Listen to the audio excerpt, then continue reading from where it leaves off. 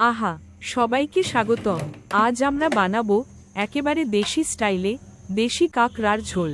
শুনতেই মুখে জল আসছে না? এই রেসিপিটা কিন্তু আমার দিদার হাতের শেখা।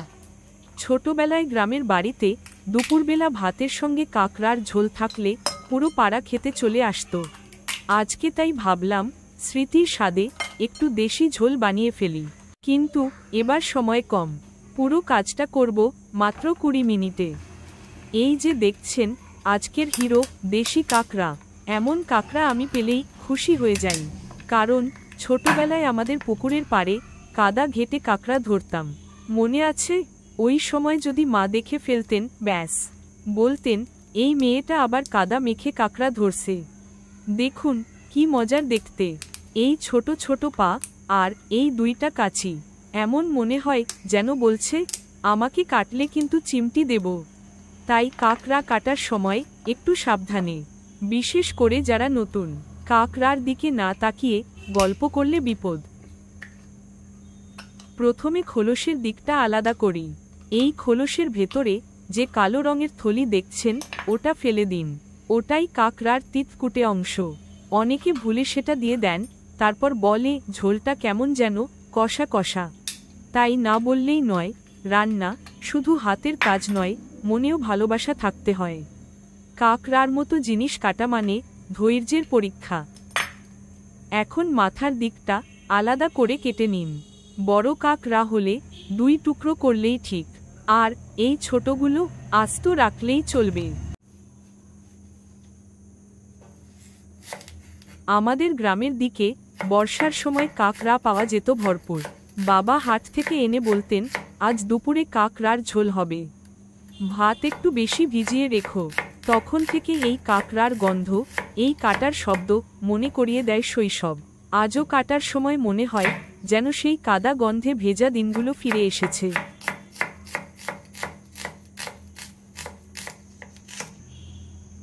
এখন দেখি আমাদের এই ঝোলের টিমে কারা কারা আছে।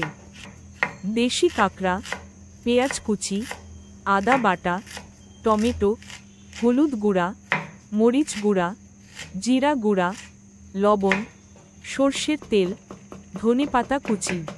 এই দেখুন সব একেবারে ঘরের জিনিস, কোনো ফ্যান্সি কিছু না, একদম দেশি ঘ্রাণে ভরপুর।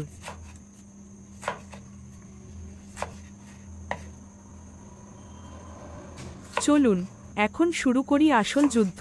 প্রথমেই কড়াই বসান, তাতে দিন সর্ষের তেল।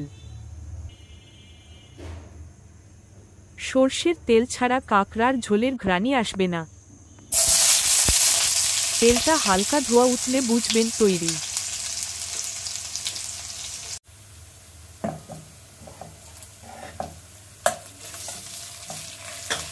এখন সেই তেলেই দেব পেঁয়াজ, আদা, টমেটো কুচি।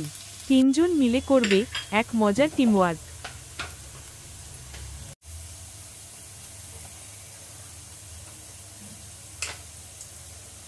দেখুন কেমন সুন্দর বাদামি রং নিচ্ছে।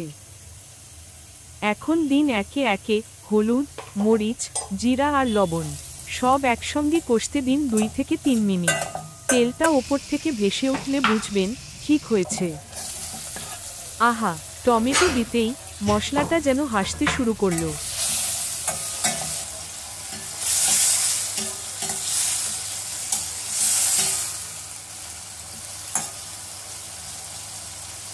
এখন কাঁকড়াগুলো দিন।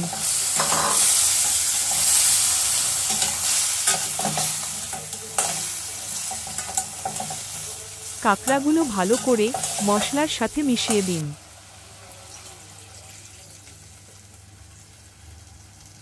আরও 5 মিনিট রান্না হতে দিন মাঝারি আঁচে।